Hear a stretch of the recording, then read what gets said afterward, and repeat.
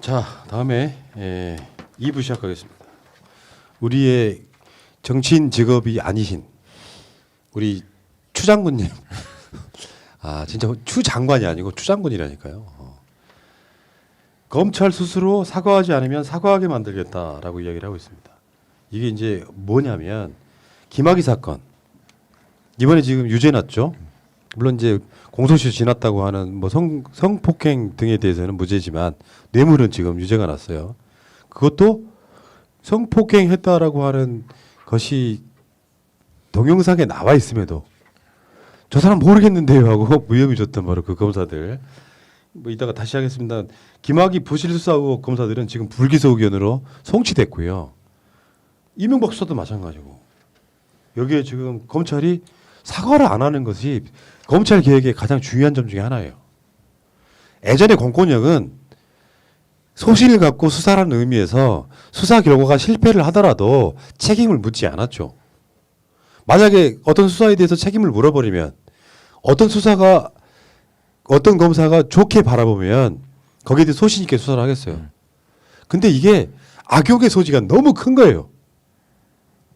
그래서 이게 무죄일 걸 뻔히 알면서도 표적 수사를 해버리는 조국 장관의 수사 같은 상황이 벌어집니다. 근데 사실은 김학이나 이명박에 대해서는 수사를 하지 않음으로써 의도적으로 그것을 하지 않음으로써 오히려 면죄부를 주는 쪽으로 갔단 말이에요. 근데 이게 그러니까 검찰을 감독하는 통제기구로서 법무부 장관은 이야기를 할 수밖에 없는 거죠.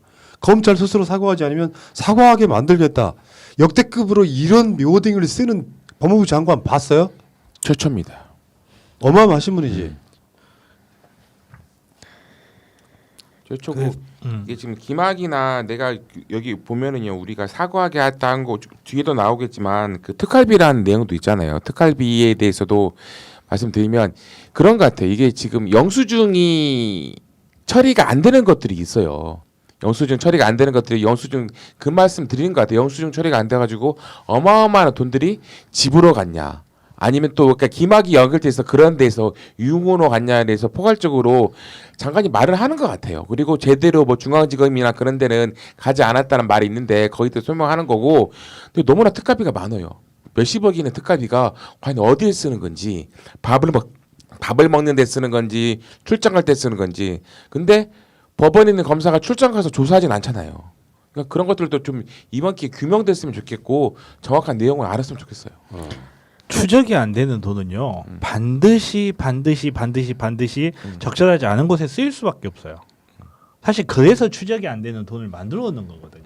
추적이 안 되는 돈을 만드는 게 그래서 그러는 거고 정말 이런 이렇게 추미애 장관님의 워딩을 보면 정말로 이분이 돌아갈 길을 불살라버린 분이다. 정말로 대수의 진을 치고 정말 이분은 내가 여기에서 정치를 그만두든지 아니면 대통령하든지 둘 중에 하나다라고 생각하고 정말 뒤를 안 보고 지금 검찰에 대한 그렇죠. 개혁을 하고 있다는 게 너무 느껴져요 이게. 이게 지금 조금 너무 나가는 게 한두 건 있긴 해요. 그러니까 이게 이제 팩트가 좀 약간 틀린 부분 같은 거. 어쨌건 지금 김학의 사건 같은 경우는요. 김학의 사건을 수사했는데 의도적으로 김학의를 봐주기 수사했다라고 하는 검사들이 고발을 당했었거든요. 이 사람들을 지금 한 발짝 더 나아갔다고 봐야겠죠. 경찰이 이 검사들을 불기소 의견으로 송치했다 그러는데 거기에는 어떤 측면이 있냐면은 검사들을 출석시킬 수가 없어요. 아직까지도. 그렇다 보니까 불기소 의견으로 송치를 했다 그러는데 이렇기 때문에 검경 수사권도 조정이 돼야 되고 어차피 이 검사들 조사받으라고 해봐야 안 나오는 상황에서 불기소 의견 송치하는 이런 부분들이 좀 안타깝긴 하다는 생각이 드는데 어쨌건 지금 추미애 장관이 내고 있는 메시지에는 아주 명확한 그런 선이 정확하게 만들어지는 측면 때문에 추미애 장관 잘한다를 우리가 할 수밖에 없는 것이고 어제 그 논란 중에 하나는 그런 거 아니었어요? 윤석열의 특활비가 뭐 94억이라고 하는 사람도 있고 84억이라고 하는 사람도 있는데 지금 이제 거기에 대한 반론이 생긴 거예요. 추미애 장관이 이제 나는 서울중앙지검한테 듣기를 특활비가 안 내려온다고 들었다 이렇게 얘기했는데 대검이 서울중앙지검에도 나눠줬다 이런 논란을 만들고 있어요. 그러니까 이제 100가지 말 중에 한 가지 이렇게 뭔가 좀 정확하지 않은 말이 나오면 거기에 또 물어뜯기 시작하는 그런 보도들이 지금 나오고 있는 거죠. 근데 이게 지금 영수증 없이 막 쓰는 건 맞아요. 뭐 추미애 장관도 분명히 특활비가 있을 거고 윤석열은 뭐 84억이면은 추미애 장관도 법무부 장관으로서 한 20억 정도 특활비를 쓴다고 합니다. 그러니까 추미애 너도 받지 않냐가 프레임이 되면 안 되고 법무부 장관이든 윤석열이든 간에 특활비를 어느 정도 어디에 썼는지 출처에 대해서는 확실하게 소명을 해야 되는 법은 저는 만들어져야 된다고 봐요. 지금 이게 군사 정권 시대가 아니지 않습니까? 뭐 대단한 정보를 갖고 이거를 막 물 쓰듯이 쓰면서 이거는 내가 영수증 제출 안 해도 돼야 하는 그런 돈이 되면 안 되는 거잖아요. 정보기관들이 어떤 수사의 필요에 의해서 그것을 그러니까 영수증 등을 제출하지 않는 경우 아주 일부 또는 군부대 뭐 이런 거를 제외하고는 특활비라고 해서 이게 어디다 썼는지를 모르는 상황이 되면 이게 개인이 가져가도 아무런 문제가 안 되는 그런 거지 않습니까? 지금. 그게 사실 그 왜 홍모식이라고 검찰 출신 콜라 좋아하시는 분 한 분 있어요. 그분이 그 자기가 그러니까 약간 이렇게 행정부 특활비랑 다른데 국회 특활비를 모아서 부인한테 갖다 줘서 1억 얼마를 4천만 원 줬다고 하더라고. 그러니까 변제했다고 해서 그때 상관없다고. 당시 이게 횡령 아니냐라는 문제가 난 적도 있었고 검찰 출신 모 변호사분께서도 돈을 빌렸다 말았다 그분이 누구랑 친해가지고 돈을 줄 리가 없다 뭐 줄 리가 있다 뭐 이런 이야기 많이 했던 그분인데 그분께서도 이 돈이 어떻게 됐냐 한 거니까 나 특활비 받아가지고 우리 자식들 유학 보냈다 이런 말씀을 아주 당당하게 하신 분도 있었어요. 그러니까 우리가 007 영화를 너무 많이 봐가지고 국가에서 특수한 활동을 하다 보면 처리가 안 되는 돈도 있어야지 이렇게 생각하는데 국민들한테 드러내지 않을 수는 있을지 몰라도 이거를 의회라든지 그 담당 행정부에까지도 영수증 처리가 안 되는 돈이 있다는 거는 이게 문명화된 국가에서는 사실 상상할 수 없는 거예요. 굉장히 후진국에서나 그게 가능한 거고 특히나 우리나라처럼 현금 영수증 하나하나 꼬따박따박 끊는 나라에서는 현금 영수뿐만 아니라 카드로 요즘에는 택시도 쓰고요. 요즘에 우리나라에서 카드가 안 되는 데는요 목욕탕에 세신 아저씨밖에 없어요. 그 정도로 모든 카드가 다 돼, 증빙이 다 된다는 거죠. 옛날 같이 뭐 이렇게 시장에서 안 받고 그런 문화가 아니라는 거죠. 이제는 그렇게 현금으로 증빙이 안 되는 것들을 없애야 돼요. 그 말을 유 장관이 하고 있는 거죠.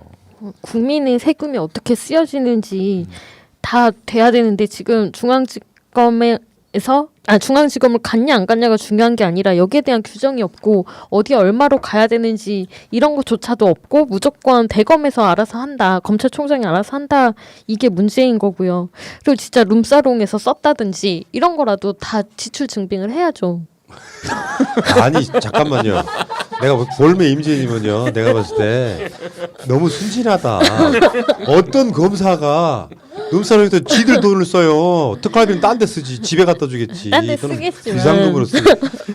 보셨지만 김봉현 씨가 증명을 했잖아. 룸사롱에서 특활비는 쓰겠지만. 10원도 쓰지 않는다. 변명을 한다면. 스폰서가 그래서 있는 거예요. 그러니까. 스폰서가 써놓고 아니 영수증 제출할 때 얼마나 당황스럽겠어. XX 룸사롱 마요네즈 100만 원 막 이런 써져 있으면 차집이 뭐 10만 원 죄송합니다. 어제 그 소병철 의원이 했던 말인데 이상한 소문을 들었습니다. 대검 특활비 배정을 검찰총장 마음대로 해서 측근한테는 많이 주고 마음에 안 들면 적게 준다. 사실 이게 핵심이지. 그러니까 서울중앙지검에 전혀 안 내려갔다가 아니라 실제로 그럴 거 아니에요. 이 특활비에 대해서는 윤석열 마음대로 쓰는 돈이에요. 사실상 그걸 집행하는 뭐 어떤 자리가 있을지 모르겠지만 요거는 특활비라는 성격상 거기 장이 지 마음대로 쓰는 거니까 그러면은 진천 내려가가지고 한동훈이한테는 몇 천만 원 찔러주고 굳이 말하자면 예를 들자면 연구비로 연구 열심히 해. 연구 열심히. 연구 열심히 해. 노트북도 사줄까? 뭐 이러면서 지금 너 커피숍에 가서 연구할래? 뭐 요렇게 할 수도 있는 거고 귀신 이성윤한테는 적게 내려 보내줄 수 있는 거죠. 사실 근데 이제 아까도 지금 보셨지만 윤석열이 자기 부인 수사를 네 개나 하고 있는 중앙지검에 돈 내려보내기는 좀 힘들긴 하겠다 진짜 내가 봐도. 그 돈을 내가 썼다 칩시다. 제가 그걸 왜 밝혀야 됩니까? 이럴 것 같아. 밥값은 주겠죠. 뭐 저녁 야식값은 주는데 따로 뭐 회식비는 안 주겠죠 이제. 그러니까 빈센트도 불러야 되고 특활비 받아가지고.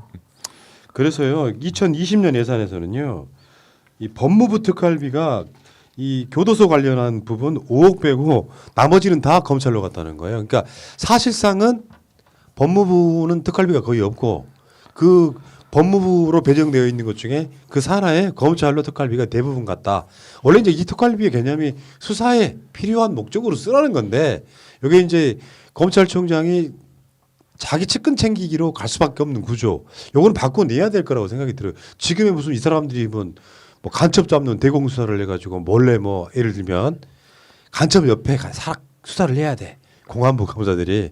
그리고 그 아파트에 201호에 살고 있는 간첩을 잡기 위해서 202호를 전세로 얻는데 굳이 말하자면 그런 특활비들이 쓰이는 거예요. 정보원한테 월급 줘야 되고 막 그런데 300만 원씩 용돈 줘야 하잖아요. 막. 그럴 이유가 없잖아요 요즘에는. 그건 증빙할 수 있잖아요. 그러니까 해야죠. 국민들한테 정보와 보호를 공개를 위해서. 안 할지 모르죠. 그러니까 국민들한테까지 공개를 안 할 수 있을지언정, 그러니까 그거를 말 그대로 홈페이지에다 띄워갖고 우리가 메토 막 이거 얼마 썼어요, 빈센트 노래방 얼마 막 이렇게 올릴 수는 없더라 하더라도 국민의 대표인 의회에 나와서는 그 돈은 사실 이렇게 쓴 겁니다. 뭐 저희가 간첩을 추적하다 보니까 배가 고파서요. 그 노래방 가서 빈센트랑 마요네즈 좀 먹고 뭐 이렇게 국회의원들한테 보여줄 수 있어야지 최소한. 그렇죠. 배경음악 깔아줄게. 스테리 나이. 아니 그러면 이런 거 있잖아. 재밌을 것 같아. 이 뚱뚱한 검찰총장이 간이 영수증도 돼요? 뭐 이렇게 물어봐. 간이는 아니 인수증 줘야지 인수증. 딱 봤더니 한동훈 2천만 원 뭐 이렇게. 5만 원 이상은 안 돼요 간이. 그래서 윤호중 위원장이 한 말이 있습니다. 부정 내역이 확인되면 전액 삭감하겠다. 결국은 국회의 몫이거든요. 그러니까 우리가 아무런 그 의심도 하지 않고 지켜봤던 어떤 기존에 있던 시스템들 중에 잘못된 것 고쳐내는 것도 180석 민주당의 역할인 거예요. 아니 근데 그런 건 있는 것 같아. 윤석열이 잘못했는데 다음 총장은 잘할 수 있는데 또 특활비를 삭감하면 안 될 수도 있잖아요. 그러면 안 된다니까. 그러니까. 지금 민주당 지지자 중에 일부 중에 그런 분들이 그렇죠. 있잖아요. 국민소환제라 그러면 악용하니까 안 돼. 그럼 뭘 어떻게 바꿔냅니까? 근데 특활비를 다 삭감해 버리면 마요네즈하고 청정원이 위험할 수도 있습니다. 기업이 망한다고? 오뚜기 마요네즈랑 청정원 야 변호사 할 말이냐 씨. 그거 진짜. 집사라니까요. 그쪽에 계신 분들이 화장품 안 사오고 또 화장품 회사가 그럼요, 망할까봐 또 그럼요. 그런 걱정하고 계시는구나 진짜 쓸데없는 진짜. 정변 어머니 저 변호사 할 말이에요 지금 고추장 마요네즈가 지금. 집사라니까요. 네 진짜. 제가 진짜 웃기지 않습니까? 뭐 특활비 하나 갖고 어떻게 쓰는지야 구체적인 내역을 보면 뭐 수사를 위해 쓸 수도 있겠지만 지금 그렇게 숨겨진 돈이 왜 필요합니까? 예를 들어서 아까 말한 것처럼 간첩을 잡기 위해서 아파트 하나 얻어도 지금 어떤 그 숨기는 돈이 아니라 얼마나 증빙할 수 있는 것들이잖아요. 그러면 특활비를 줄 수는 있는데 이게 영수증 첨부하지 않고 임의로 쓸 수 있는 시스템은 바꿔야 되는 거지. 최소한 비공개로 하더라도 법사위라든지 이런 데 나와가지고 그 비공개로 하더라도 어떤 내역은 제출할 수 있어야만 되는 것인데 그게 미비했다라고 하면 이게 이번 국회에서는 바꿔내야 되는 것이죠. 이거는 좋은 검찰총장이 와도 마찬가지죠. 시대가 그런 흐름으로 가고 있는데 우리 좋은 검찰총장 오면은 특활비만 많이 줘야 된다고 생각하는 우리 대구 모질이 그러면 안 되는 거야. 아니 저는 많이 준다는 게 아니라 그래도 좋은데 필요하다 그렇게 말씀. 그런 건 없어. 진짜로 그런 건 없어. 의회 국민 권력의 눈에 벗어나서 사용할 수 있는 돈이 없습니다. 현실은 공공재. 그러니까 제가 말하는 것은 다 공개가 돼야 한다는 거야. 특활비는 다. 난 내가 봤을 때 추미애 장관이 지금까지 검찰 개혁에 우리 역사상 검찰 개혁의 3분의 1은 하고 있다고 생각해요. 그러니까 핵심 요소에 지금 아까 말한 민주당의 법사위 드림팀하고 열린민주당의 김진애 의원 등 하고 그리고 추미애 장관이 이 세트가 일종의 패키지처럼 검찰 개혁에 지금 3분의 1을 하고 있다고 생각해요. 거기에 조국 장관이 이제 공수처 등의 밑밥을 깔았고, 그러니까 사실 문재인 정부 들어와 가지고 저들의 지금 뭐 겁난이라고는 표현하지만 저 사람들의 저항이라는 표현이 맞나요?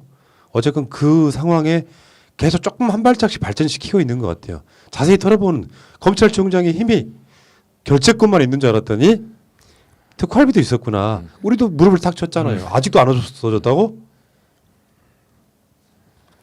자, 어쨌건 지금 이 부분에 있어서 뭐 특정 정치인을 추종하는 것은 좀 그렇긴 합니다만 추미애 장관이 보여주는 모습은 기존의 정치인들, 기존의 장관들과 문법이나 화법이 다르다. 이걸 또 이제 이쪽에 계시는 분 중에 그분이 갈라치기인지 아닌지 모르겠지만 추미애 장관도 아니야. 추미애 너무 경박해. 이렇게 말씀하시는 분들은 저는 결국 우리 지지자일 수 없다고 생각해요. 그렇게 보이는 단점만을 꼬집어서 그 사람의 메시지를 훼손하려고 하는 사람은 우리 쪽 사람이라고 저는 보기 어렵습니다. 사람이 뭐 그렇게 완벽한 사람은 없겠죠. 자, 알겠습니다. 그 이야기는 여기까지 하겠습니다.